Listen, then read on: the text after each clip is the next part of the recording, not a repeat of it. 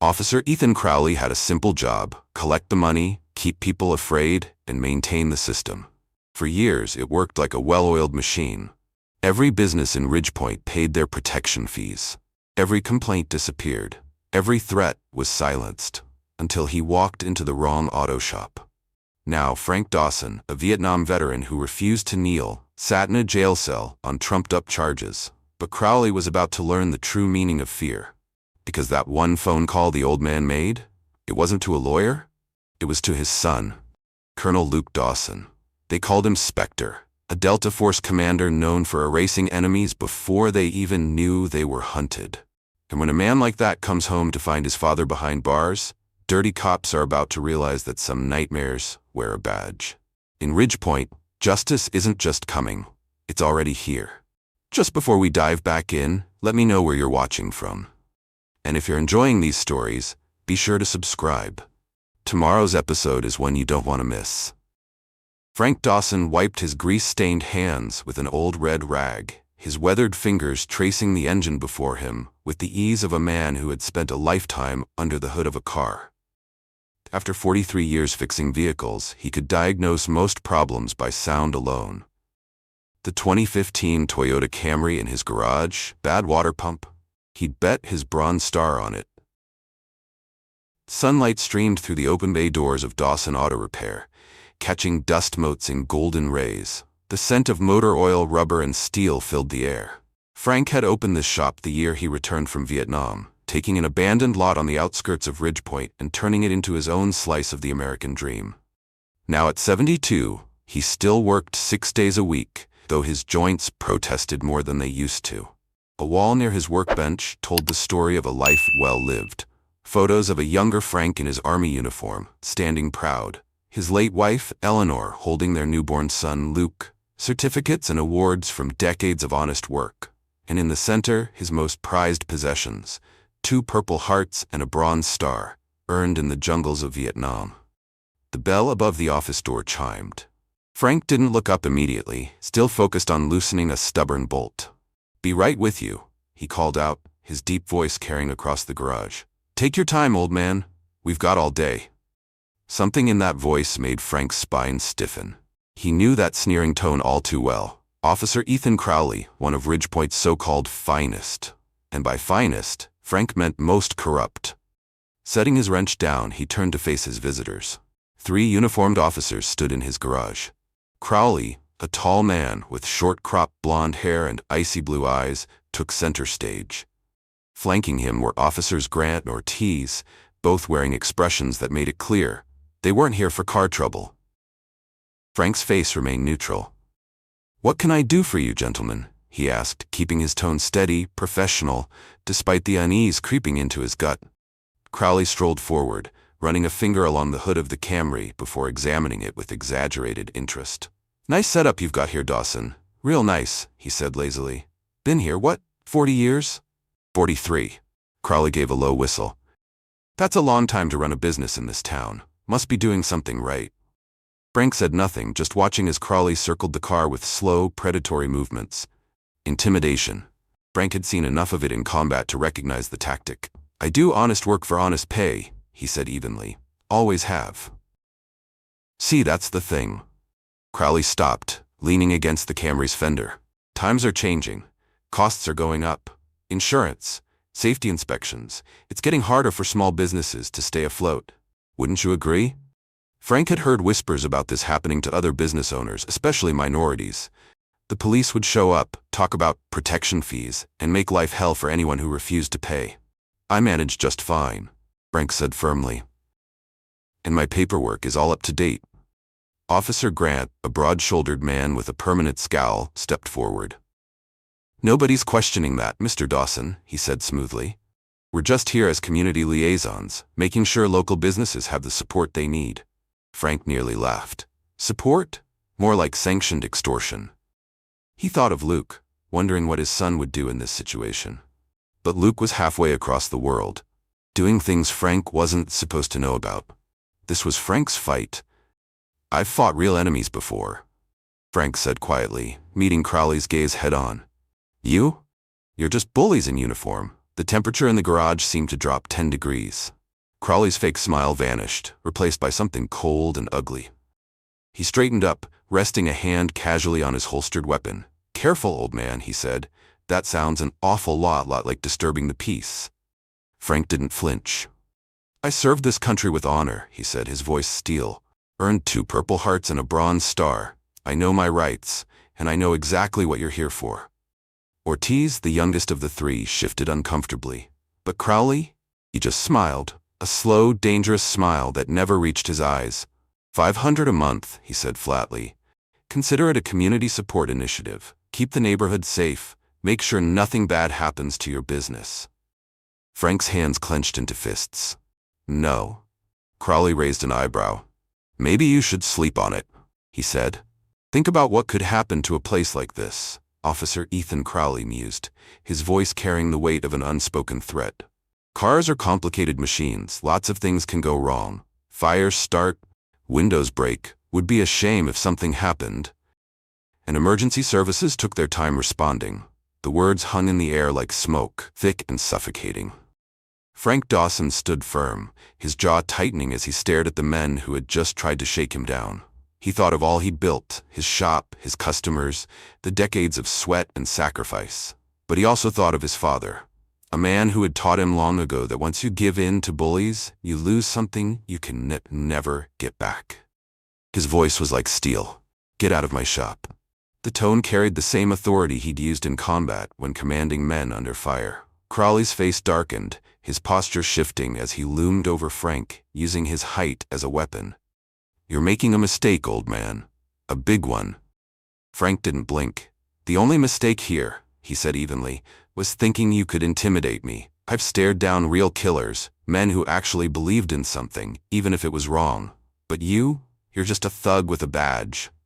Crowley's hand twitched toward his holstered weapon. For a long moment, neither man moved. Then, finally, Crowley took a step back, jaw tight with barely contained rage. "Let's go," he snapped to his officers. "Mr. Dawson needs time to reconsider his position." But just before stepping outside, Crowley turned back, his lips curling into something that might have been a smile, if it weren't so full of malice. "Remember what I said about fires, old man," he murmured. "They start so damn easily in places like this." Frank didn't move as they left. He stood motionless, waiting until the patrol car disappeared down the street before releasing a long breath. He knew this wasn't over. Men like Crowley didn't take Defiance lightly, especially not from someone they thought would be an easy target. That evening, Frank stayed late at the shop, double-checking every lock, every security measure. The sunset painted the sky in streaks of orange and violet as he walked toward his truck. The neighborhood was too quiet. Then, from the corner of his eye, he saw them, 3 figures lurking near an abandoned warehouse across the street. Not random thugs. Cops. Out of uniform. Watching. Frank didn't react. Instead, he climbed into his truck, started the engine, and drove away as if it were any other night. But his mind was racing. Security cameras. Extra locks. Maybe even call in a few of his old veteran buddies to keep an eye on things. This wasn't a fight he could afford to lose. The next morning, Frank arrived at work before dawn. From half a block away, his stomach dropped. Something was wrong. Glass littered the sidewalk, glittering like jagged diamonds in the early sunlight. His heart pounded as he stepped closer. Every window shattered. His garage doors spray-painted with crude messages, symbols meant to send a message. But it was inside that made his breath catch in his throat. Tools, thousands of dollars worth, lay scattered and smashed beyond repair. Customer vehicles, coated in pools of oil. And on his workbench, the final insult, a dead rat. A note pinned to its chest. "Next time, it's you." Frank stood amidst the wreckage of his life's work, his fingers curling into fists, not with fear, with a cold, familiar clarity. The same calm he had felt in the jungle when his unit came under fire. He had survived worse, much worse. He was still assessing the damage when the health inspector arrived. A thin man in a neatly pressed shirt, clipboard in hand, and a smirk that looked eerily familiar. Frank already knew how this was going to play out. "Looks like you've got some serious violations here," the inspector mused, stepping carefully over broken glass. "Unsafe working conditions, environmental hazards. Gonna have to shut you down until this is all addressed." Frank's jaw tightened. He knew the game. The inspector wasn't here by chance. He was part of the same corrupt system that had sent Crowley and his men. They weren't just threatening him anymore. They were trying to break him. But Frank Dawson didn't break. Instead of arguing, he did the one thing they didn't expect. He drove to the police station. Not because he expected justice, but because he needed paperwork. A trail. A record. Even if they did nothing, he'd make sure they couldn't bury this without consequence. What he didn't expect was to find Crowley waiting for him in the station lobby. The officer leaned against the front desk, arms crossed, an infuriating smirk on his face. "Well, well," Crowley drawled. "Look who's here to cause trouble." Frank ignored the bait. "I'm here to file a report," he said firmly. "My business was vandalized last night." "That so?" Crowley's smirk widened, all teeth. "Funny how things like that happen when people don't appreciate police protection." Frank's fingers curled, his anger a slow-burning fire. "But from what I hear," Crowley continued, "you've got bigger problems. Health violations, safety concerns. You might want to sell the place before it really gets bad. I know some people who'd give you a fair price." Frank's pulse hammered, but he forced his voice to stay calm. "I'd like to speak to your supervisor." Crowley's eyes darkened and he straightened, reaching for the cuffs on his belt. "Disturbing the peace again, Mr. Dawson?" His voice dripped mockery. "Making unfounded accusations against law enforcement? Resisting an officer's lawful commands?" Frank knew what was coming. But he wasn't afraid. He just hoped Crowley understood exactly who he had just declared war on. Because the last time someone tried to break Frank Dawson, they ended up buried in a jungle halfway across the world. And this time, his son was coming home. Officer Ethan Crowley slammed Frank Dawson against the wall, the cold bite of steel snapping around his wrists. Frank didn't resist. He knew better than to give them an excuse for more violence. Crowley turned to the other officers in the station, his voice loud and mocking. "Frank Dawson," he announced. "You're under arrest for disturbing the peace, resisting arrest, and making threats against a police officer." No one stepped in. No one looked surprised. As Frank was fingerprinted and photographed, he kept his expression unreadable. But inside, something simmered, a quiet, burning defiance. They thought this would break him. They thought this would end the fight.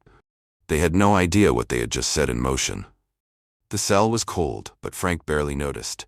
He sat on the hard bench, staring at the cement wall, his mind drifting to the past, to the men he had served with, men who had died believing in justice, believing in freedom, and to his son who had carried on that fight in the shadows, far from the eyes of the public. Frank was given one phone call. He already knew exactly who to call. The line rang 3 times before it connected. A familiar voice answered, steady and sharp.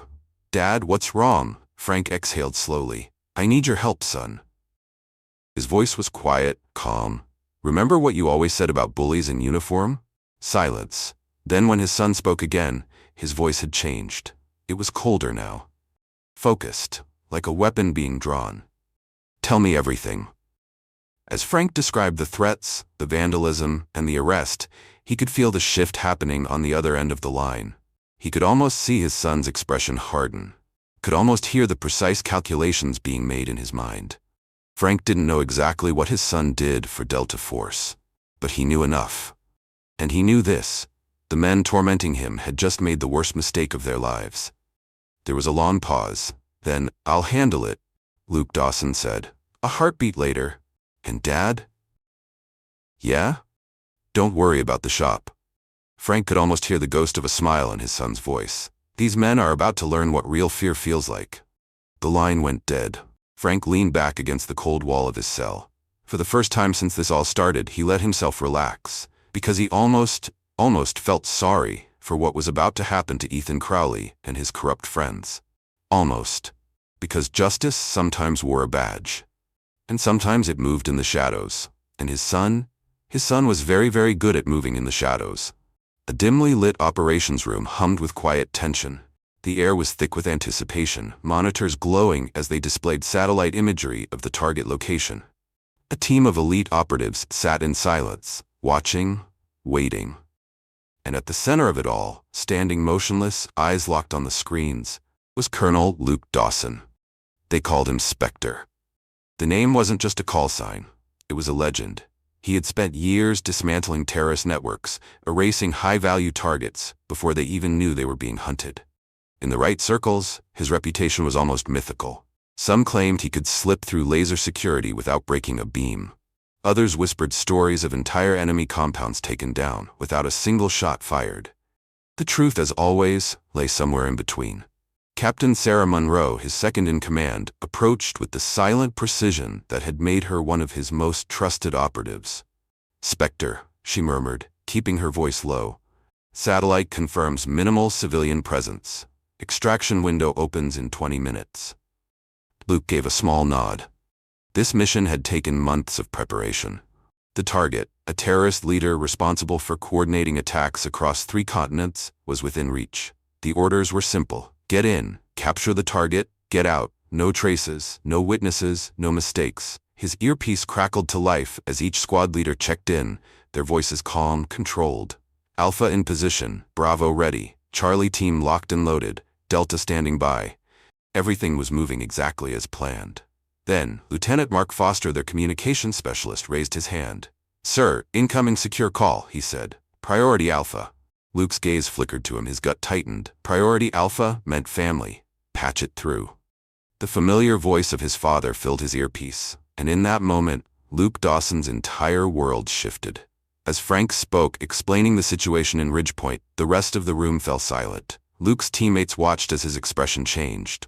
They had fought alongside him for years. They had seen him move through war zones like a ghost, silent and efficient. But this was different.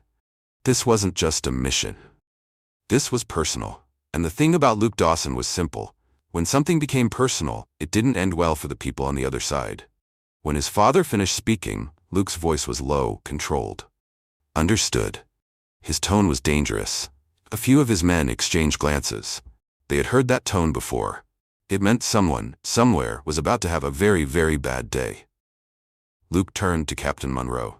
"Sarah, tactical command is yours. Complete the mission." She frowned slightly. "Sir? I'm wheels up in 30. Monroe hesitated. Then concern flickered across her normally unreadable face.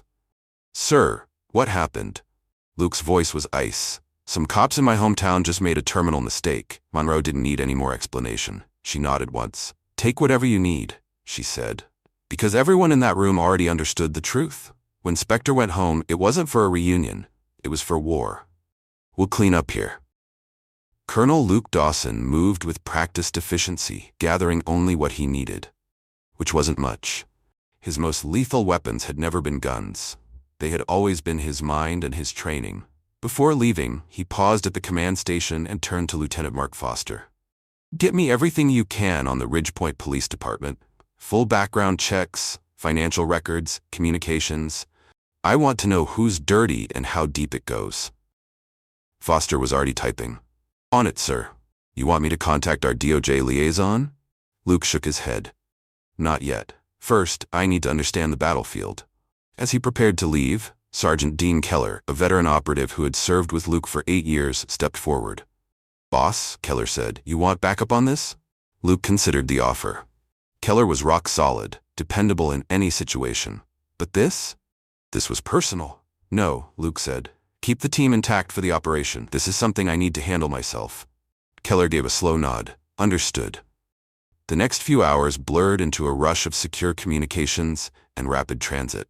Luke called in old markers from his extensive network, people who owed him favors, people who feared him, and people who simply respected him enough to help without questions. A military transport was arranged. No questions asked. During the flight, Luke reviewed the intelligence Foster had gathered.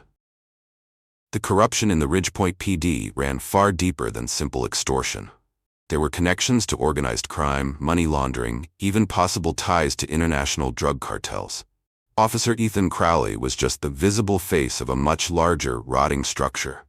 Luke's tablet lit up with a secure message from Foster. "Sir, you need to see this." He opened the file.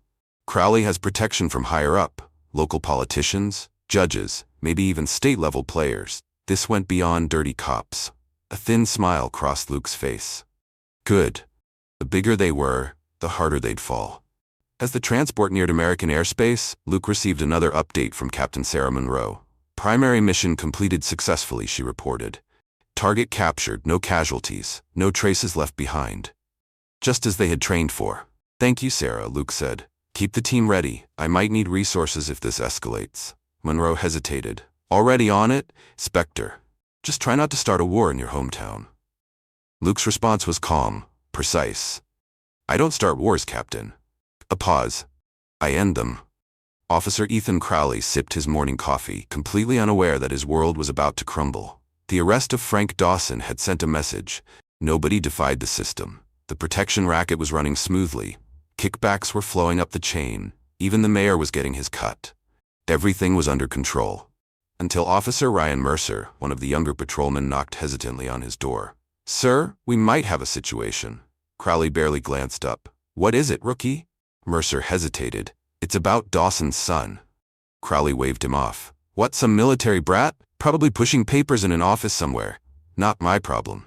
Mercer swallowed hard. No, sir, he's not just military. Crowley finally looked up, irritation flickering across his face. Mercer lowered his voice. He's Delta Force, command rank. Crowley scoffed. And? Mercer exhaled sharply. I did some digging. His record is mostly classified. But what I could find, he hesitated. They call him Spectre. Crowley frowned. The hell kind of comic book nonsense is that? Mercer's voice dropped lower. Sir, I had a friend in Army intelligence. He told me this guy, Colonel Luke Dawson, is the kind of operator that even special forces whisper about. The kind of man governments call when they need something done, without leaving traces. Crowley laughed. But there was an edge to it now. You've been watching too many damn movies, kid. He's just another soldier. Mercer shook his head. No, sir, he's not. And then, there's more. Crowley's coffee cup stopped halfway to his lips. The FBI just requested all our body cam footage from yesterday. Mercer's voice was tense now. The DOJ is asking questions about our arrest procedures. Internal Affairs called twice this morning. Crowley felt his stomach drop. It was like someone had flipped a switch. Every agency that could be a problem for them was suddenly paying attention. He set his coffee down slowly, a cold feeling creeping into his chest. He reached for his phone and dialed a number he rarely used. After 3 rings, a gruff voice answered. This better be important, Crowley. Crowley's fingers tightened around the phone. We might have a problem, he admitted. That old man we arrested yesterday, his son. The voice on the other end cut him off. If his son is who I think he is, you need to disappear. Tonight. Crowley scoffed. Come on, he's just... Listen carefully, you idiot. The voice was urgent now. I've seen this man's work. You don't understand what you've stepped in. Get out of town, change your name, and pray he doesn't find you. The line went dead. Crowley stared at his phone. For the first time since putting on a badge, real fear began to settle in his bones. Across town, Frank sat quietly in his jail cell. Waiting. He knew his son well enough to understand what was coming. Not violence. Not yet. First would come the pressure, the subtle dismantling of corrupt systems, the quiet gathering of evidence, because Luke had learned early in life that sometimes the most effective weapon wasn't a gun. It was the truth. And once you let it loose, there was no stopping it. The most effective weapon wasn't always a gun. Sometimes it was fear. Sometimes it was the knowledge that justice was coming, and there was no way to stop it. The cell door creaked open. A nervous-looking desk sergeant hesitated in the doorway. Mr. Dawson, he said, eyes flickering downward. You're being released. All charges have been dropped. Frank stood slowly, his posture straight, his dignity intact. Any particular reason? The sergeant wouldn't meet his eyes. Orders from above. Your personal effects are at the desk, and there's someone here to see you. As Frank stepped into the station lobby, his gaze locked onto a familiar figure. Tall, athletic, dressed in civilian clothes that couldn't quite conceal the military bearing. For a moment, father and son just stared at each other. Then Luke Dawson stepped forward, wrapping his father in a brief but firm embrace. You okay, old man? Frank nodded. Nothing I couldn't handle. Luke's voice was steady, but there was a quiet edge to it. I know, he exhaled slowly, but now, it's my turn. They walked out of the station together, the weight of every watchful eye pressing against their backs. Just before stepping outside, Luke turned. He surveyed the room with a predator's gaze, his sharp eyes sweeping over every officer, and then his gaze locked onto Crowley's. The corrupt cop flinched. Luke's expression never changed, he only smiled. Not a warm smile. Not even a cruel one. A promise. Crowley took an involuntary step back, and in that moment, he knew. He wasn't the hunter anymore. He was the prey. Outside, the morning sun was bright and warm. Frank studied his son, not just the decorated soldier but the boy he had raised to stand against injustice. "You don't have to do this, son," Frank said quietly. "I can handle my own fights." Luke's hardened expression softened slightly. "You taught me never to back down from bullies, Dad." He glanced back toward the station. Never to let them win. He turned to Frank, resolve burning in his eyes. "Now it's time for me to put those lessons to use." As they drove toward Dawson Auto Repair, Luke's mind was already working. The Ridgepoint Police Department's corruption? That was just the beginning. There were politicians to expose, criminals to dismantle, an entire system to burn down. But first, he needed to send a message. Back at the station, Officer Ethan Crowley's phone buzzed. A text. No name, just a message. "You're not the hunter, you're the prey." Crowley's breath hitched as he glanced out the window. High above, a military drone hovered in the sky, barely visible, watching. And in that moment, Crowley realized he had started a war he could never win. The morning after Luke Dawson's return, chaos erupted inside the Ridgepoint Police Department. Crowley burst into Chief Walter Gaines' office, his face pale, his hands shaking. "We need to clean house, now." The police chief looked up from his desk, irritation flashing across his weathered face. "Calm down, Crowley." He rubbed his temples. "What the hell's got you so worked up?" Crowley's throat was dry. "The ghost is here." That got Gaines' attention. Crowley swallowed hard. "Frank Dawson's son. And he's not just some soldier, Chief. He's a goddamn Delta Force colonel with high-level connections. We've got the FBI sniffing around, DOJ asking questions, and internal affairs crawling up our asses." Gaines' expression darkened. For 15 years he had built this department's corruption brick by brick, carefully managing a network that stretched far beyond simple police brutality. The protection racket was just the visible tip of a very dangerous iceberg. His entire empire was suddenly at risk. "Get everyone on cleanup detail," Gaines ordered. "I want every incriminating file shredded, every digital record wiped, and get that body cam footage from Dawson's arrest deleted immediately." Across the station, officers scrambled. Hard drives were being wiped, paper files fed into industrial shredders, evidence logs carefully modified. The sound of destruction echoed through the building like a corrupt heartbeat. But not everyone was following orders. Officer Ryan Mercer sat at his desk, his conscience weighing heavily. He had joined the force with idealistic dreams of serving and protecting. Instead, he had found himself drowning in corruption. But now he had a choice. Walk away quietly, or do something that might cost him everything. Mercer inhaled sharply. Then, slowly, methodically, he began copying files onto an encrypted drive. The body cam footage from Frank Dawson's arrest, financial records showing suspicious payments, emails discussing protection fees. His hands trembled slightly as he worked.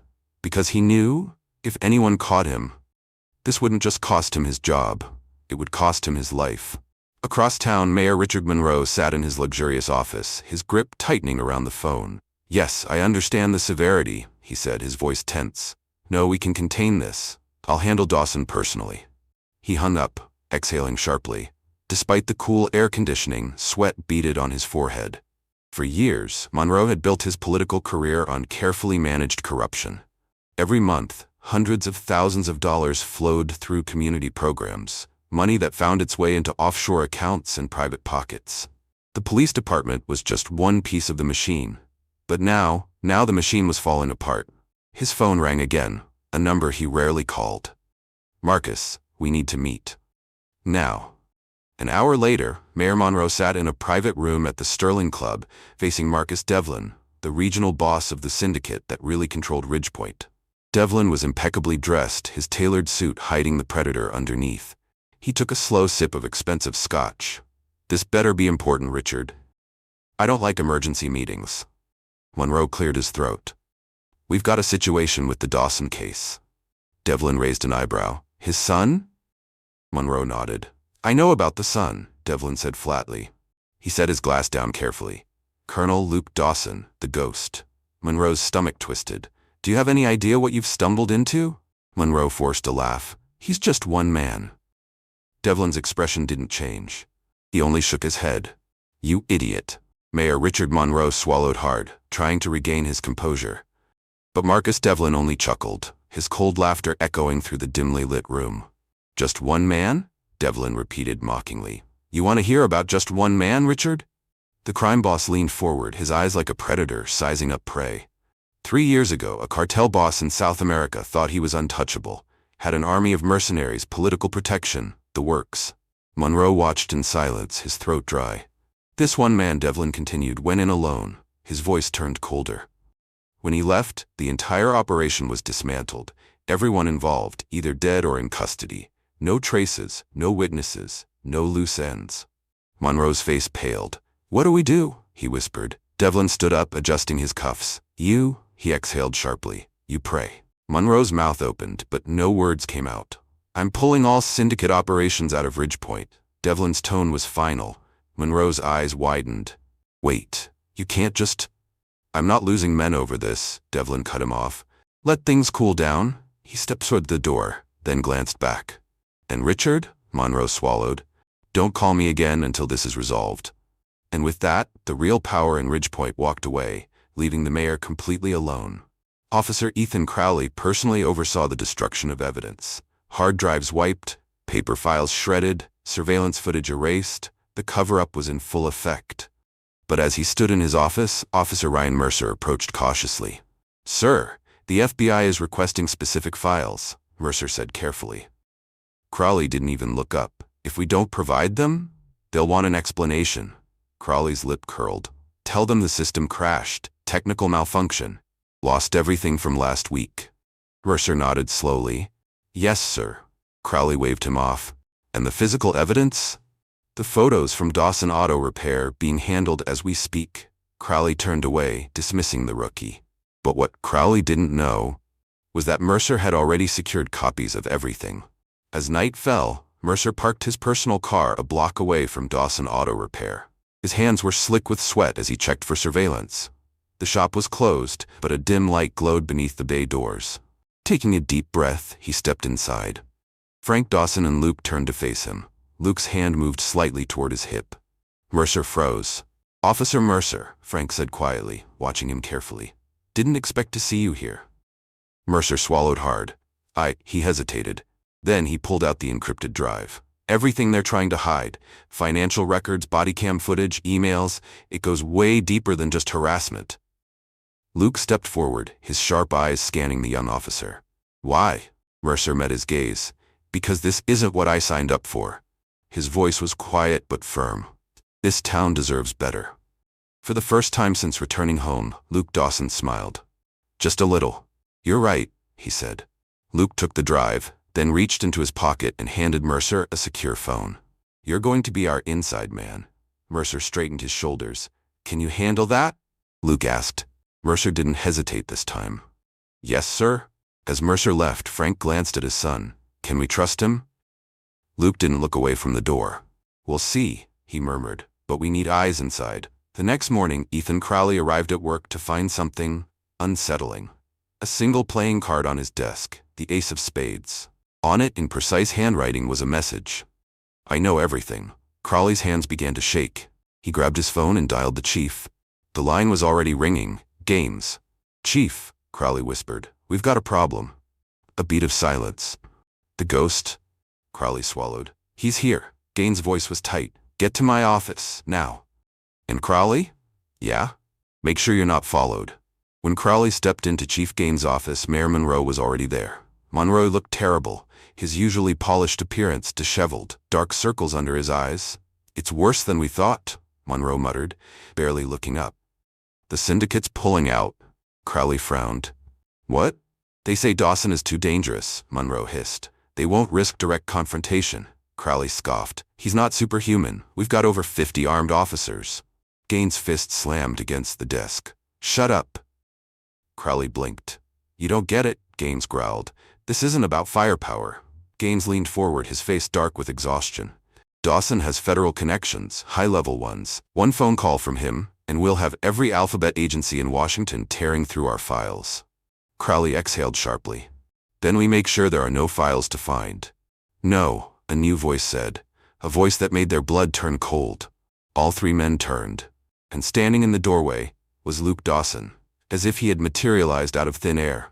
Crowley's hand moved toward his gun, but Luke's cold smile stopped him in his tracks.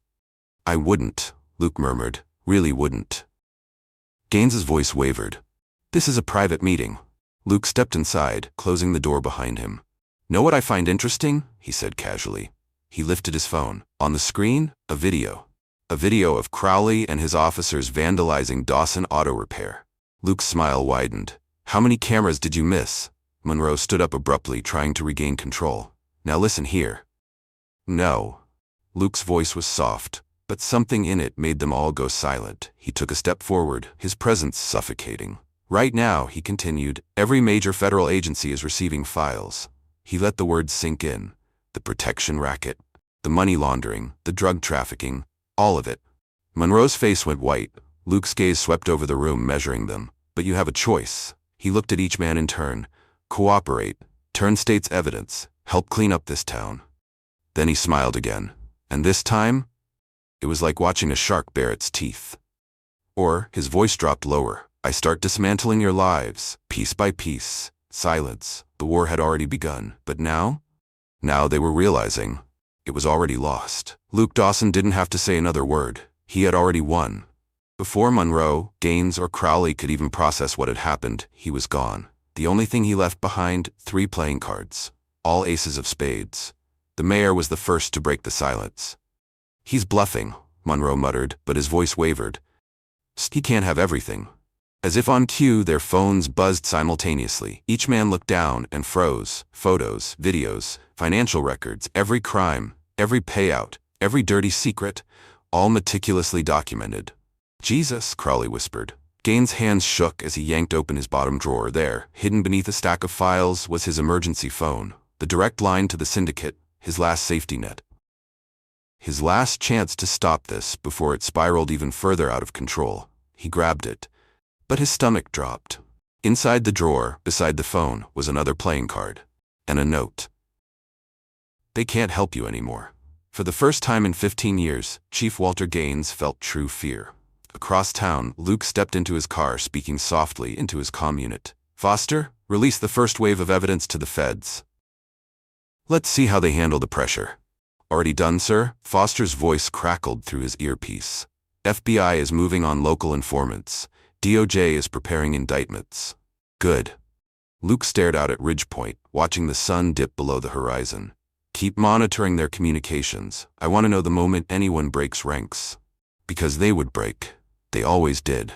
At the Ridgepoint Police Department, panic spread like a virus. Officers whispered in hushed voices. Some began packing up their desks. Others made frantic phone calls to lawyers. The house of cards was collapsing. At his desk, Officer Ryan Mercer kept his expression neutral. A senior detective approached him, his face pale with worry. Hey, rookie. Mercer looked up. You were on duty the night we booked Dawson's old man, right? Mercer nodded. Yeah. The detective hesitated. Did you happen to keep any unofficial copies of the paperwork? Mercer blinked once. Slowly. Then he shook his head. No, sir. Everything went through normal channels. The detective cursed under his breath and walked away. Mercer waited until he was alone.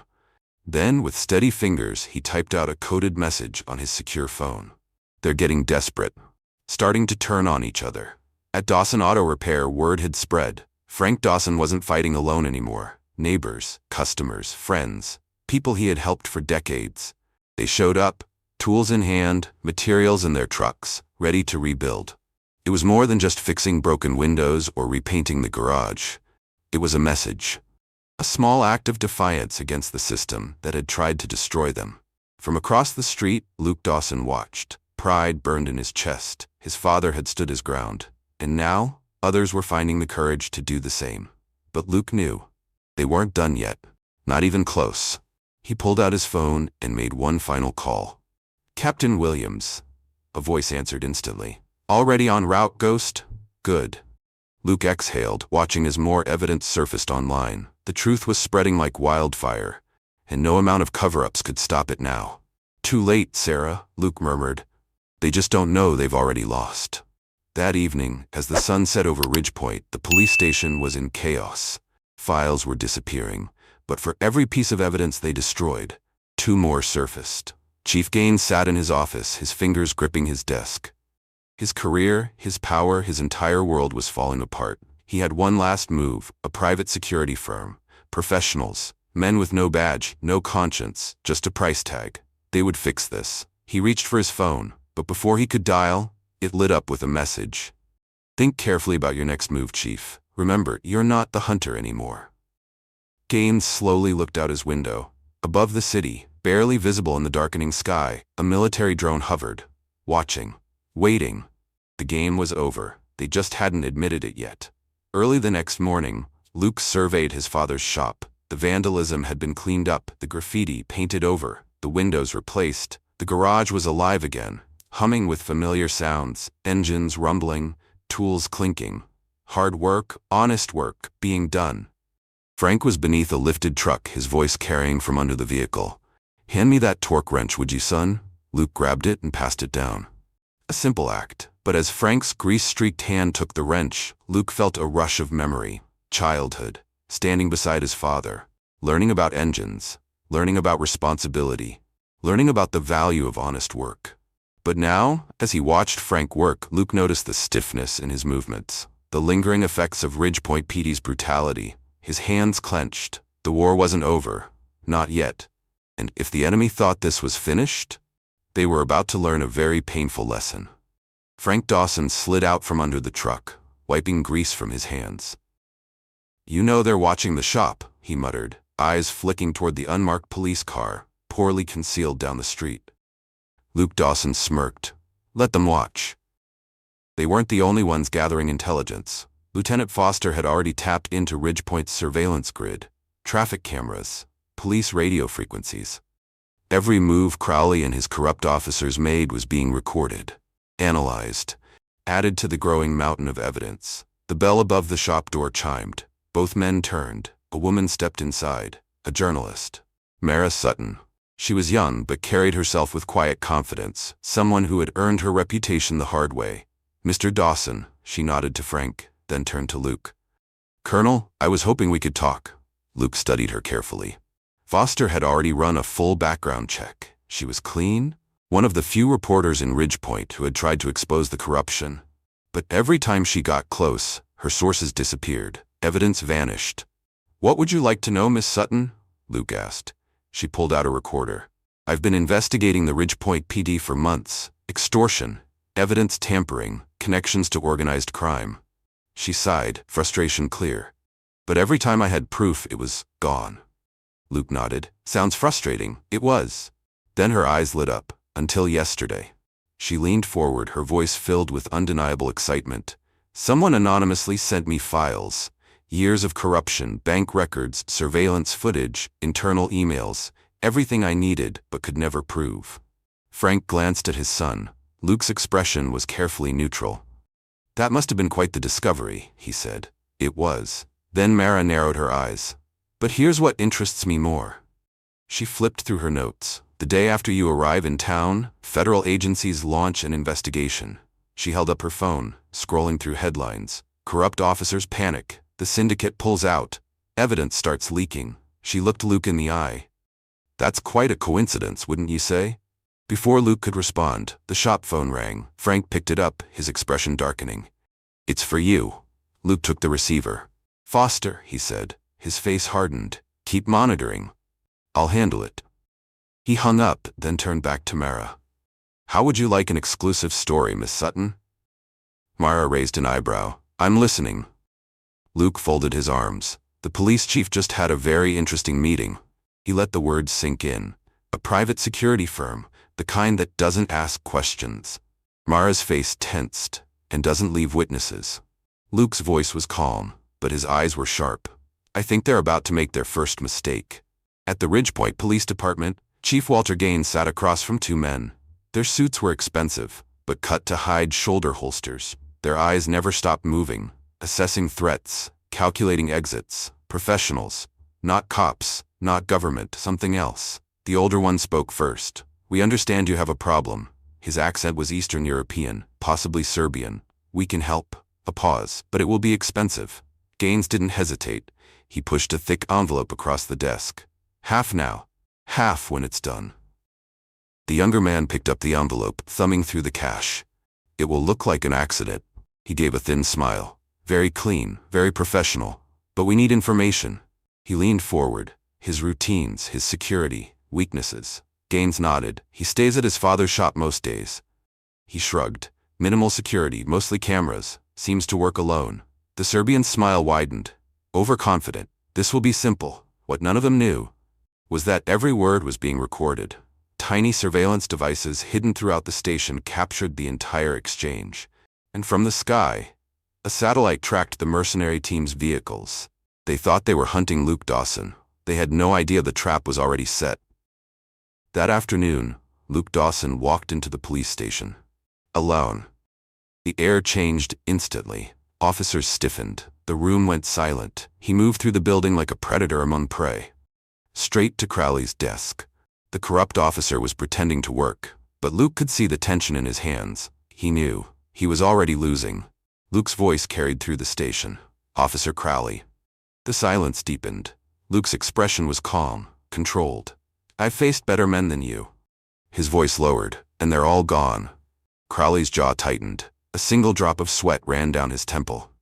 Is that a threat, Colonel? Luke's smile was cold. No. He placed a file on Crowley's desk. Just a historical observation.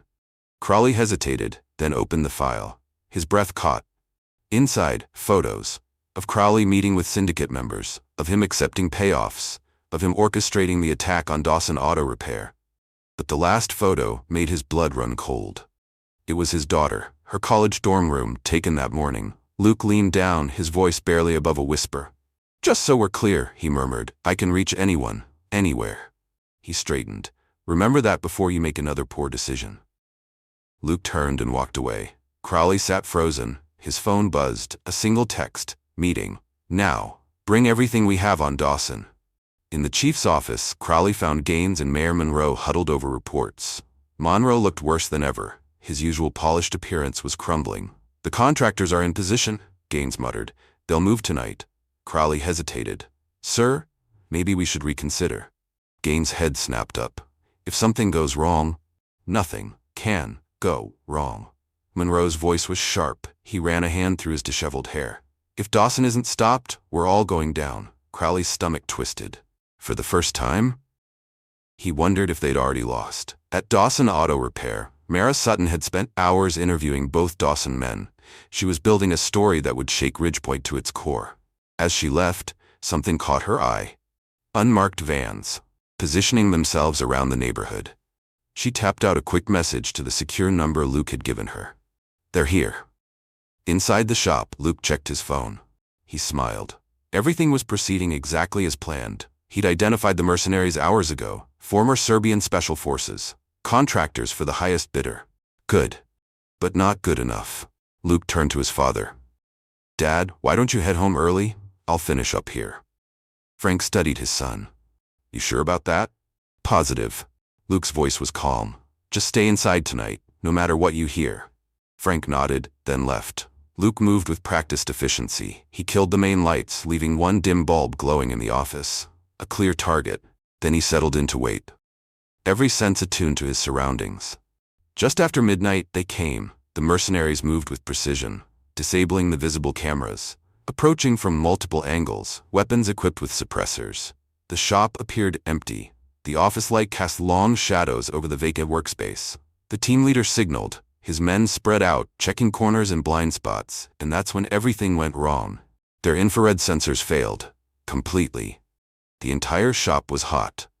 Heat signatures everywhere. Their radio communications died, replaced by static.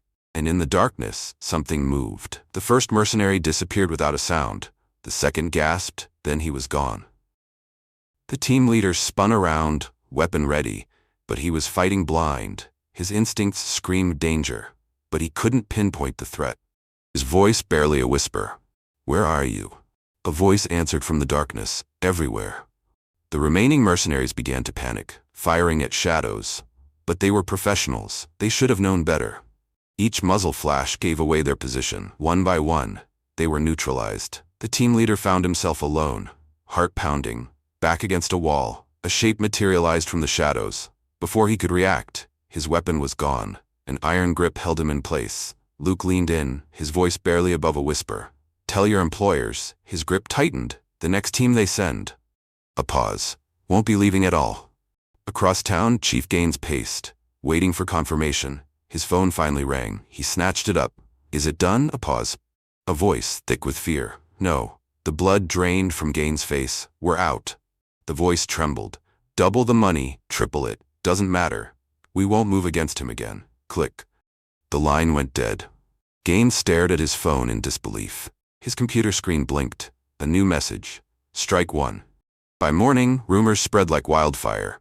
A single man had taken down an entire team of elite mercenaries. Police officers requested transfers. Fear crept through the department. The mayor didn't show up for work, and Gaines locked himself in his office. Mara Sutton's report hit the local news. Within hours, national outlets picked it up. The evidence was irrefutable. The narrative was compelling. A corrupt system exposed. A Delta Force operator defending his father. Justice. Finally.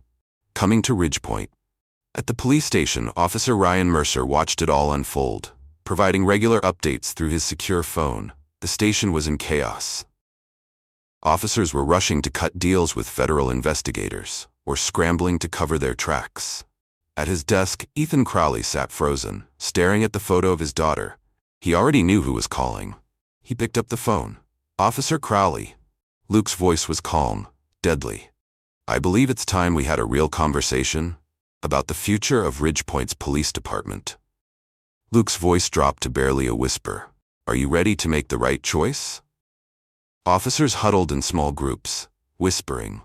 The story had spread quickly. An elite mercenary team had gone after Colonel Dawson and disappeared. Hours later, they resurfaced. Broken men, refusing to speak about what happened. Ethan Crowley sat at his desk staring, not at his computer, but at the photo of his daughter. It haunted him. Not because it was a threat, but because it represented everything he was about to lose. Years of corruption, bribes, protection rackets. It had all seemed justified for her future, and now, that future was at risk. Too late. His secure phone buzzed, the one used for syndicate business. A message from Chief Gaines, emergency meeting. Evidence room. Now, Crowley entered the evidence room. The department's war room since Dawson arrived. Inside, Gaines and senior officers stood grim-faced, fluorescent light casting sharp shadows. "The body cam footage is gone," Gaines announced. "Not just deleted. Someone uploaded it directly to the FBI servers. They had everything." Silence. A heavy silence. That footage didn't just show Frank Dawson's wrongful arrest. It captured years of systematic corruption. Bribes, threats, extortion. "How?" someone croaked. The system was locked down. Gaines's phone rang. He glanced at the caller ID. "Mayor Monroe," he answered, and put it on speaker. "Where the hell have you been?" Gaines snapped. Monroe's voice shook. "Listen carefully. The feds just raided his house. They had everything. The accounts, the offshore transfers, the syndicate connections. They're coming for all of us." Before anyone could react, the evidence room door opened. Ryan Mercer stood there, face serious. "Chief," he said, "there are federal agents in the lobby. They're asking for you." Gaines went pale. "Stall them," he ordered. He turned back to his officers. "Destroy everything. Now." They moved, to wipe hard drives, to shred documents, to burn evidence. But as they did, every computer screen flickered. A message appeared. Too late. Across town, Luke sat in his father's office, watching the chaos unfold on his laptop. Lieutenant Foster's voice crackled in his earpiece.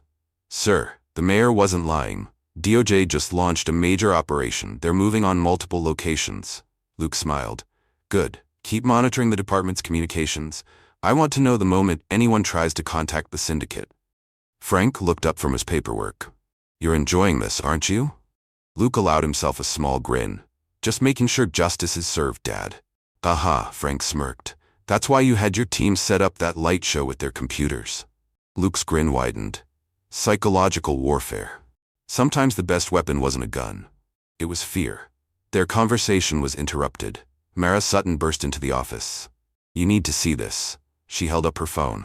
"Breaking news alert. FBI raids Ridgepoint City Hall. Mayor Monroe missing." Luke's expression didn't change, but his eyes hardened. Sources say he slipped out just before the agents arrived. Mara took a breath. But that's not all. She looked up. Remember those financial records you gave me? They don't just implicate the mayor and police. They lead straight to Thomas Vega. Frank sat up. Vega was a cartel leader, untouchable. For years, his organization had been pulling strings in Ridgepoint, using the corrupt police as their shield. Frank's voice was low. Vega won't take this lying down. Luke nodded. No, he won't. Luke touched his earpiece. Foster, I need everything we have on Vega's local operations. And get me Captain Williams. Within an hour, Luke's prediction came true. 3 black SUVs pulled up outside a warehouse, one of Vega's many front operations. Through surveillance feeds, Luke watched. Vega stepped out, surrounded by heavily armed security. Inside the warehouse, he met with Chief Gaines and several officers. The audio feed was crystal clear. This has gone too far, Vega growled. Dawson needs to be dealt with, permanently. Gaines shifted nervously. The contractors failed. Vega snorted. The contractors were amateurs. His voice turned to steel. I'm talking about serious measures. My people are already in position. But Vega didn't know. His people had been compromised. Hours ago, Captain Williams and her team had intercepted the cartel's advance force. Before they could even set up, the only ones left were those inside the warehouse, and they were about to get a surprise. Luke's phone buzzed. Text from Ryan Mercer. Federal task force moving in. ETA 5 minutes. Luke's eyes narrowed. Perfect. Not yet. But Vega had just made his final mistake.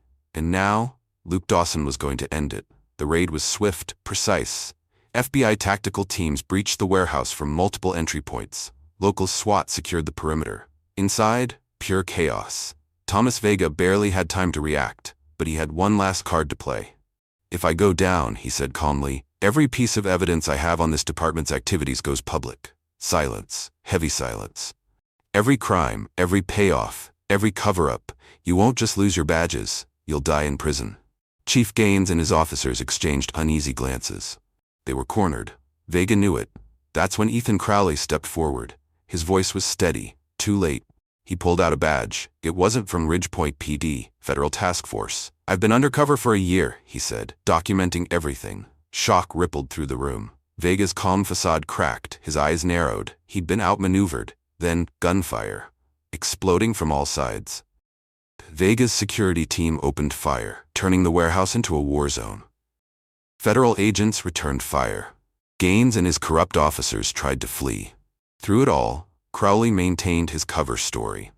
A fiction Luke Dawson had crafted just hours earlier. The truth was simpler.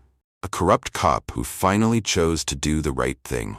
Helped along by the realization that his daughter's future was better served by justice than by blood money. The fight was over quickly. Vega was taken into custody, along with Gaines and most of the corrupt officers. A few escaped in the chaos, but their faces were already being circulated. By morning, they'd have nowhere to run. Across town, Luke watched the aftermath unfold. Mara Sutton was already on scene. Her story would run nationally by morning, exposing the full scope of Ridgepoint's corruption. Frank Dawson walked in. He handed his son a cup of coffee. Think it's over? He asked. Luke sipped, shook his head. Not yet. His phone buzzed. Lieutenant Foster's voice came through. Tense. Sir, we've got movement at the mayor's estate. Multiple vehicles. Armed men. They're not police or federal agents. Luke was already moving. The mayor's making his play. He's afraid Vega will talk, so he's bringing in his own cleanup crew. He checked his weapons. Get me satellite coverage. Alert the FBI. Already done. But sir, there's something else. Intercepted comms suggest they're not just after the mayor. They're coming for you and your father. Frank picked up a shotgun. Let 'em come. Luke's expression hardened. No. You're getting to safety. I've got a safe house ready. He made a call. Ryan Mercer. Time to earn your promotion. Escort my father. Now. Minutes later, Ryan arrived in an unmarked car. Frank, reluctant, climbed in. Before the door shut, he grabbed his son's arm. These aren't corrupt cops or cartel thugs. If the mayor's calling in his real muscle, I know. Luke smiled grimly. That's what I'm counting on. As Ryan's car disappeared into the night, Luke prepared for what was coming. The mayor's estate was a fortress, but every fortress had weaknesses. And Luke had spent his life exploiting them. He touched his earpiece. Foster. Get me everything on the estate security system. And tell Captain Williams, prepare for contingency plan Delta. Already on it, Ghost, but sir, these guys are serious players, ex-military, special forces background. Luke's voice was ice. Good, then they'll appreciate what's about to happen. At the estate, Mayor Monroe paced in his study. Outside, professional killers patrolled his grounds, ready to eliminate anyone threatening his operation. But as Monroe stared into the darkness, a feeling crept over him. Something was wrong. His phone rang. An unknown number. Trembling, he answered. Hello? A voice. Cold, calm, unshaken.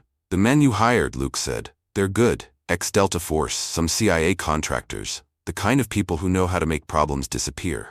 Monroe swallowed hard. How did you? But here's what you don't know about them, Luke continued, as if the mayor hadn't spoken. 3 years ago, I commanded their unit on a mission they'd rather forget. Silence. Monroe's pulse pounded. They know exactly who they're up against. And as if on cue, the estate's lights went out. Darkness. Complete darkness. Then, static, exploding over his security team's radios. Luke's voice now a whisper. Last chance. Surrender to the FBI, or learn why they call me the Spectre. Monroe looked out his window. In the moonlight, his security team moved frantically, searching for a threat they couldn't see. Then, one by one, the lights went out. Each darkness was accompanied by a muffled sound, a sound that could have been a highly trained operative, discovering why some legends were better left unchallenged. Monroe's nerve broke. With shaking hands, he dialed the FBI. When federal agents swarmed the estate, they found Monroe's security team zip-tied and unconscious, their weapons disabled. There was no sign. Ridgepoint awoke to headlines that could pray. That would change the town forever. The mayor in custody. Cartel operations exposed, corruption uncovered at every level. And somewhere, watching it all unfold, Luke Dawson smiled. It wasn't about revenge, it was about justice. But the war wasn't over. Not yet. The billboards flickered. First, a threat. Surveillance footage of Frank Dawson, working alone in his auto shop. A message from Alexander White, a warning. Then, a counterstrike. Every screen in Ridgepoint went black. And when they came back, White's crimes were exposed. Photos, documents, financial records, names, dates, wire transfers. The syndicate's secrets, broadcast for all to see. Their hidden empire laid bare. The ghost had turned their own weapons against them. White watched in silence, from the top floor of his penthouse office, his expression unchanged. Then, softly, impressive, he turned to his head of security. Implement Protocol 0. Burn everything. Shred the files, wipe the drives, eliminate the witnesses. But it was too late. Everything was already copied, documented, and in federal hands. At Dawson Auto Repair, Frank watched the digital warfare unfold. They always try this, he muttered. Luke didn't look away from his screen. Men like White are predictable. His phone buzzed. Captain Williams. Sir, we've got movement. Multiple vehicles heading toward Ridgepoint. Professional operators, heavily armed. Luke realized the truth. White wasn't just burning everything, he was bringing the war to them. Frank reached for his shotgun. Luke's hand shot out, stopped him. No. You're getting out of here. Ryan's waiting with a tactical team. Frank glared. The hell I am. This is my fight too. Luke's voice softened. You taught me to stand up to bullies, Dad. Now let me finish what you started. Before Frank could argue, Mara Sutton burst into the shop. You need to see this. She held up her phone. A live news feed. Chaos in the streets, explosions, gunfire, masked men storming buildings. White wasn't just coming for Luke. He was making an example of the entire town. Ryan's secure phone buzzed. Shots fired at the FBI command post. Unknown hostiles engaging federal agents. Luke turned to Mara. Get to safety. She didn't flinch. I'm a reporter, Dawson. My job is to show the truth. Luke sighed. Then stay out of my way. 11:42 p.m. The first wave hit hard. White's mercenaries spread across Ridgepoint. Firebombs in City Hall. Gunmen at the police station. Black SUVs swarming the FBI command post. But Luke had planned for this. Captain Williams's team already in position. Federal agents dug in and waiting. Drones overhead, tracking every move. Luke didn't need to fire the first shot. The enemy walked straight into a trap. At Ridgepoint PD, a squad of White's enforcers moved in. Suppressors on, intent on eliminating every witness. Then, gunfire. From the inside, Ryan Mercer and loyal officers had set an ambush. 15 seconds, that's all it took.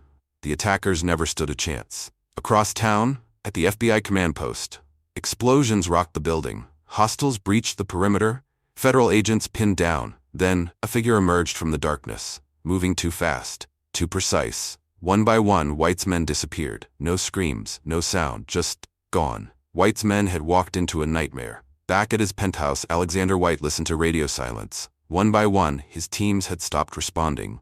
Then, his security system crashed.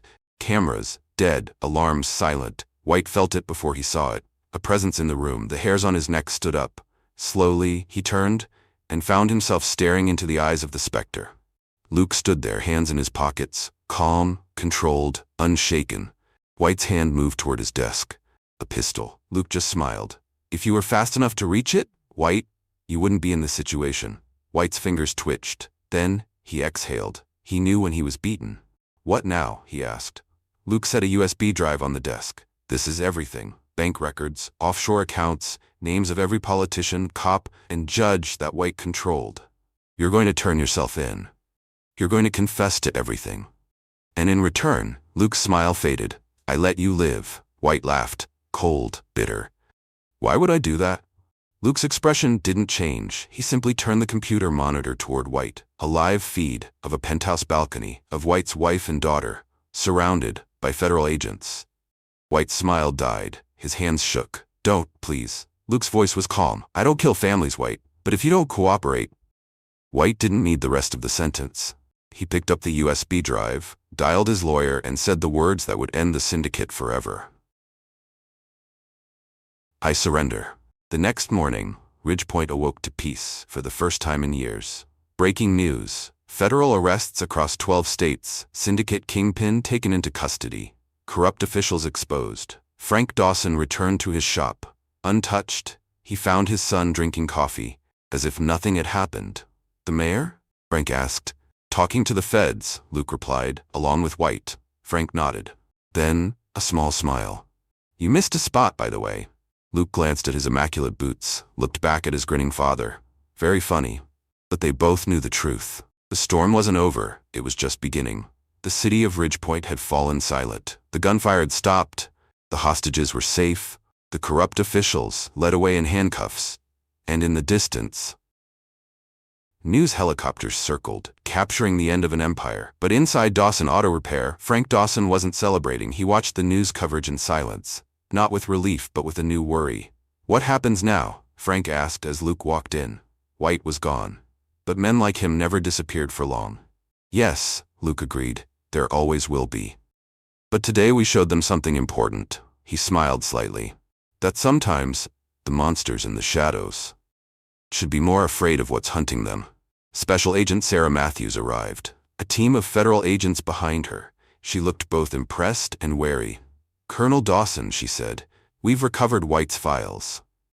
The amount of corruption we're uncovering, she shook her head, it's going to take years to process. Luke's response was simple. Then you better get started. This isn't just about Ridgepoint anymore. This is about sending a message to every corrupt official, every criminal organization, every person who thinks they're above the law. Mara Sutton was already typing furiously, her exclusive story taking shape. The public needs to know everything, she said. No sanitized version, no political spin. The whole truth. They'll get it, Luke assured her. Every detail, every name, every crime. Let them see what happens when good people finally stand up to bullies. At the police station, Ryan Mercer was now acting police chief. After the department's purge, there weren't many officers left. We'll need to rebuild the entire department, Ryan told Luke. New training, new policies, new leadership. You'll do fine, Luke replied. Then he repeated the lesson his father taught him. Integrity isn't about following rules. It's about doing what's right, even when no one's watching. As evening fell over Ridgepoint, federal agents processed arrests. News crews broadcast the fallout. Families returned to homes once ruled by fear. In Dawson Auto Repair, Frank was still working, refusing to let the day's events disrupt his routine. When he finally closed up for the night, Luke was waiting in the doorway. You know this isn't really over, Frank said quietly. Luke's expression didn't change. No, it wasn't. White's organization had connections, people who would want revenge. Let them come. Frank's voice was firm. We'll be ready. The federal courthouse in Ridgepoint had never seen anything like this. News vans lined the streets. Journalists crowded the steps. Cameras flashed as the defendants arrived. Inside, Frank Dawson adjusted his tie. His dress uniform still fit perfectly after all these years. His bronze star and purple hearts gleamed under the courtroom lights. The prosecution had chosen him as their first witness, the spark that ignited this firestorm of justice. You ready for this, Dad? Luke Dawson stood beside him, his own uniform drawing respectful glances from federal marshals. Frank exhaled slowly. I've been ready for 40 years. Time these people answered for what they've done to our town. The courtroom door opened. Mara Sutton stepped out, notepad in hand. They're bringing in the defendants, she said. You should see this. The scene was unprecedented. 3 rows of defendants filled the courtroom. Former Mayor Richard Monroe, ex-police chief Walter Gaines, corrupt officer Ethan Crowley, and behind them, Thomas Vega, the cartel leader whose empire had crumbled, his usual arrogance replaced by grim resignation. Judge Michael Harrison entered, his reputation for incorruptibility the reason he had been chosen. Behind him, an unusually large security detail, a necessary precaution, because White's former organization still had reach. Be seated. Judge Harrison's voice carried authority. Ladies and gentlemen, we are here to begin one of the most significant corruption trials in recent history. The charges include racketeering, extortion, conspiracy, obstruction of justice, numerous other federal violations. Assistant U.S. Attorney Rebecca Martinez approached the podium. Her opening statement was measured but devastating. Your Honor, she began. What we will prove in this court goes beyond simple corruption. This is the story of an entire system, designed to prey on innocent citizens, a system that turned law enforcement into criminals, public servants into extortionists, and nearly destroyed a community. But it's also the story of how that community fought back. She turned to the jury. Our first witness, Frank Dawson, a decorated veteran. A man whose courage set in motion the events that brought us here today. He could feel every eye in the courtroom. Across the room, the defense attorneys leaned forward, ready to challenge every word. Tell us about that day. Martinez's voice was calm but firm. The day Officer Crowley entered your shop. Frank's voice was clear and strong. He described the threats, the vandalism, his wrongful arrest. Each detail another brick in the wall of evidence. Why didn't you pay? Martinez asked. Frank's eyes met Crowley's across the courtroom. Because 40 years ago I fought for this country's principles. Freedom, justice, the rule of law. I wasn't about to let some corrupt cops take that away. The defense objected. Inflammatory language. Judge Harrison overruled them. He could see the jury was captivated by Frank's sincerity. Next came Ryan Mercer, the cop who turned against the system. His testimony was devastating. Illegal orders, cover-ups, threats, and bribes. I became a cop to protect people, not prey on them. During a brief recess, Luke's phone buzzed. Lieutenant Foster's voice came through. Sir, we've got movement. White's former associates are entering Ridgepoint. Ridgepoint Courthouse was a fortress under siege. The trial was nearing its conclusion. White's remaining loyalists had just made a desperate play. But Luke Dawson had planned for every possibility. Now the only thing left was the verdict. After hours of damning testimony, the prosecution called its surprise witness, Ethan Crowley. The former officer had agreed to testify against his co-defendants, in exchange for consideration during sentencing. As Crowley took the stand, the other defendants shot him looks of pure hatred, but his focus was on his daughter seated in the gallery. Everything he was doing now was for her, a future built on truth rather than corruption. Officer Crowley, please tell the court about the organization's structure. How did the corruption work? Crowley laid it all bare. The protection racket that fed into larger criminal enterprises. How evidence was destroyed or falsified. How honest officers were either pushed out or intimidated. His testimony directly implicated Mayor Monroe, Chief Gaines, and Thomas Vega's cartel. They painted Crowley as a desperate man lying to save himself. But Ryan Mercer's hidden files backed up every word. Their strategy fell apart. Next, Mara Sutton testified. She presented suppressed articles, threatened witnesses, evidence that had vanished. What changed, Miss Sutton? Why were you finally able to expose this story? Mara's eyes found Luke Dawson in the gallery. Because someone finally gave Ridgepoint's good people the protection they needed to stand up and tell the truth. As Mara stepped down, a former judge, deeply implicated in the corruption, stood up. This is a waste of time. Everyone in this room knows what's really going on. This whole trial is a sham. One more outburst like that, and you'll be removed. The judge sat down, but not before. Shooting a meaningful glance toward the gallery, Luke noticed immediately. That was a signal. He touched his earpiece. Foster, check the courthouse perimeter. Foster's voice came through tense. Multiple armed individuals taking positions, using crowds as cover. Luke's voice was cold. Have Williams and her team ready. But hold position, let's see their play first. The prosecution presented their last witness, an FBI forensic accountant. But halfway through his testimony, the courthouse lights went out. In the momentary darkness, multiple things happened at once. Inside the courtroom, White's men, posing as security, drew weapons. Federal marshals reacted instantly. Outside the courthouse, Williams' team engaged the assassins. Foster jammed their communications. But Luke had planned for this. Emergency lights snapped on. All exits except secure ones locked down.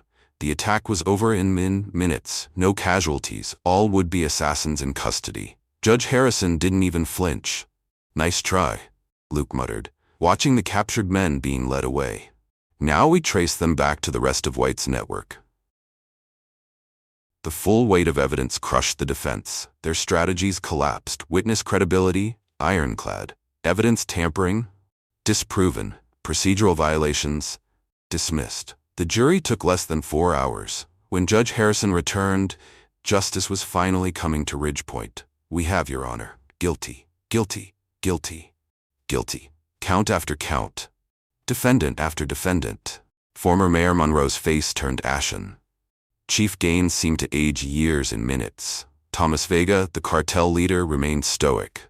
But they all knew the truth. The war was lost. Justice had come to Ridgepoint. But as he watched federal agents load prisoners into armored vans, he knew the fight wasn't over. The syndicate still had powerful enemies left in the shadows. And those enemies would want revenge.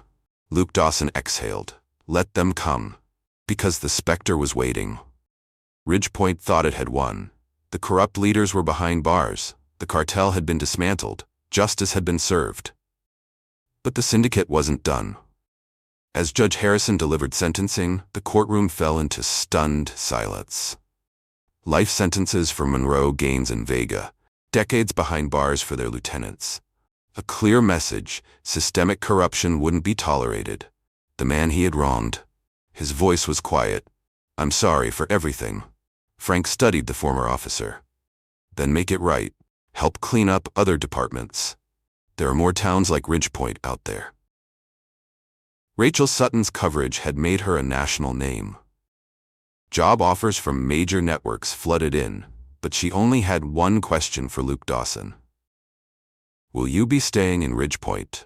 His answer was simple. My work here is done. The real heroes are my father, Officer Mercer, and every citizen who stood up and said enough. They're the ones who keep this town honest. As the sun dipped below the horizon, Frank and Luke sat in the shop's quiet aftermath. They had won. But Luke's phone buzzed with a message from Foster. White's remaining network was regrouping. Other towns needed help. The fight wasn't over. Frank saw the look in his son's eyes. Another mission? Luke exhaled. There's always another bully who needs to learn that justice isn't just a word, it's a promise. The next morning, Ryan Mercer was sworn in as the new chief of police. The ceremony was small but symbolic, a town reborn.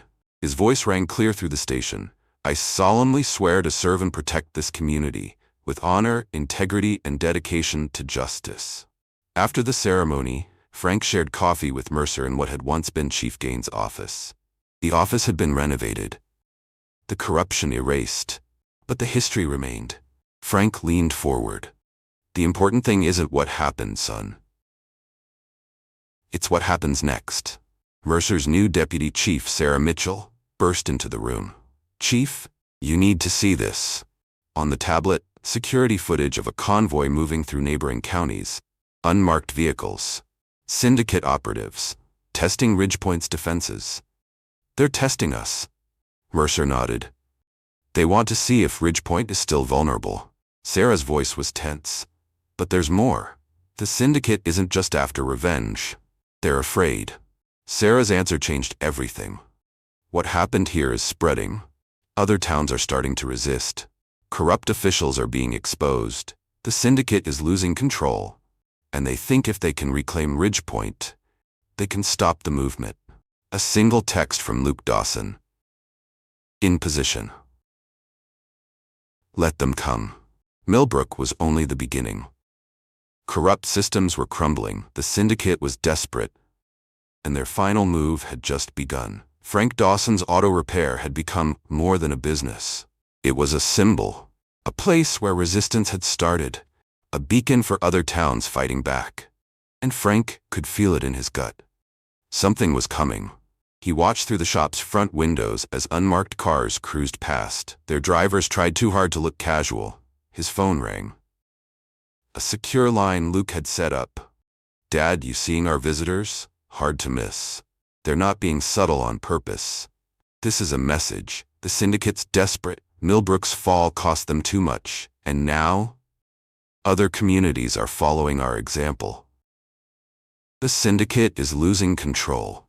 The police station, the courthouse, Frank's auto shop. Luke's voice carried a quiet smile. Remember what you taught me about bullies? Sometimes you have to let them throw the first punch. Frank grinned. Exactly. Captain Mitchell's team is in position. The FBI is standing by. And I've got a few surprises waiting. 3 teams moved in. They expected to catch Millbrook off guard. They expected a soft target. Instead, they walked into a war zone. Ryan Mercer's officers, trained by federal instructors, met them with military precision.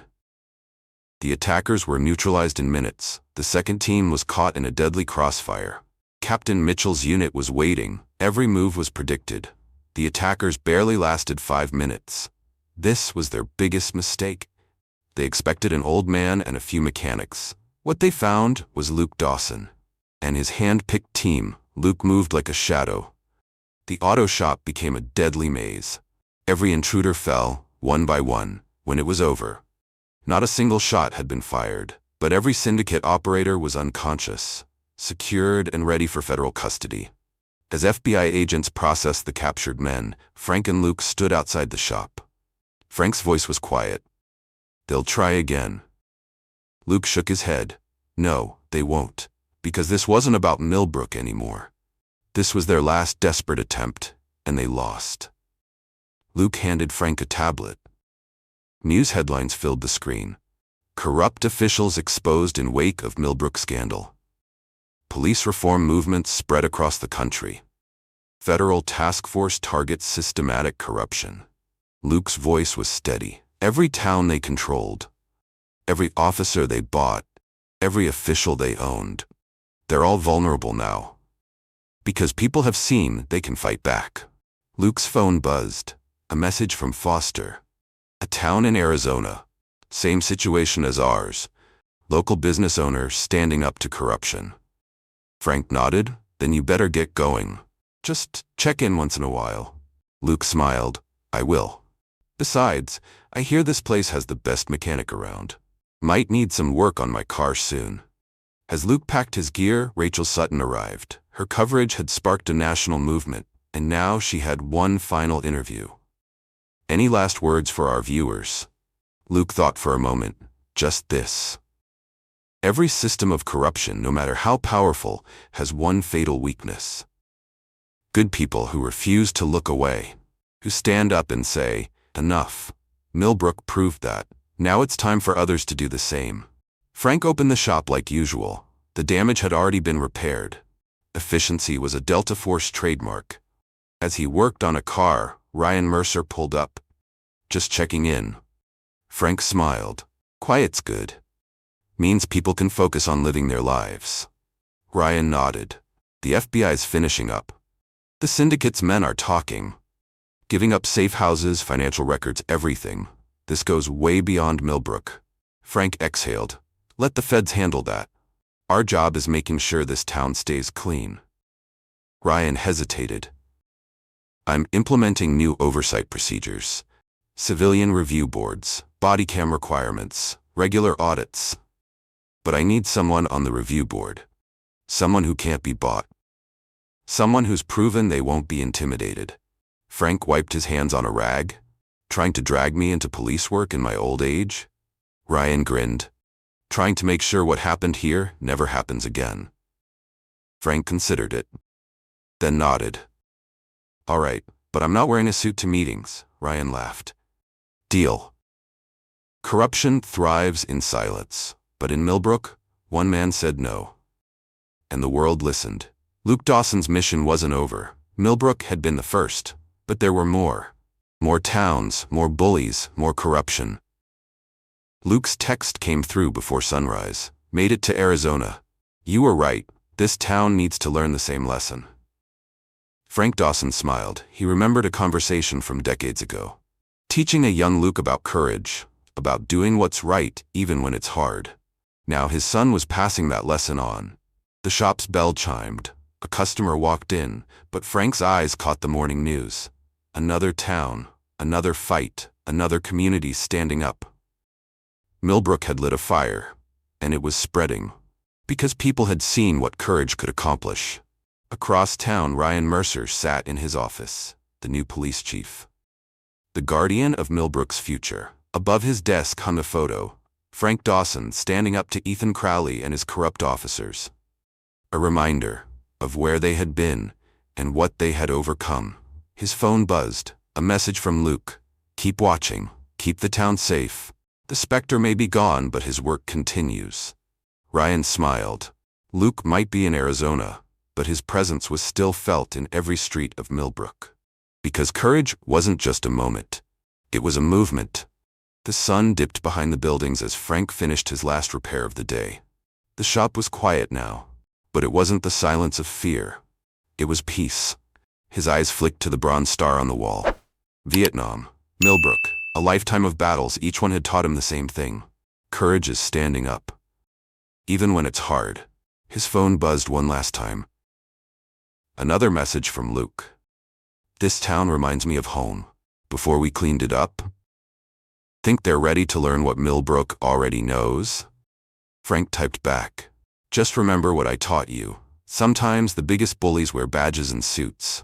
Luke's reply was instant. "I remember, Dad. I remember everything." Frank smiled. Somewhere out there, Luke was preparing for another fight.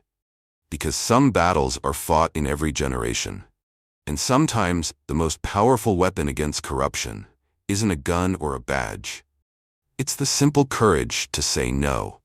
What makes a person finally stand up against corruption? Is it courage, desperation, or simply having nothing left to lose? In Millbrook, it started with one man, one veteran who refused to bow, one phone call that brought justice home. But maybe the real question isn't about standing up. Maybe it's about how long we stay silent, watching others suffer, until we realize that every moment of inaction makes us complicit. Frank Dawson didn't just save his town, he reminded us that sometimes the most powerful weapon against corruption is the courage to fight back. And somewhere out there, the Spectre is still moving, finding other towns like Millbrook, helping others find their courage, because justice doesn't just happen. It needs people willing to fight for it. If this story resonated with you, like, subscribe, and share. Because the fight for justice is never over.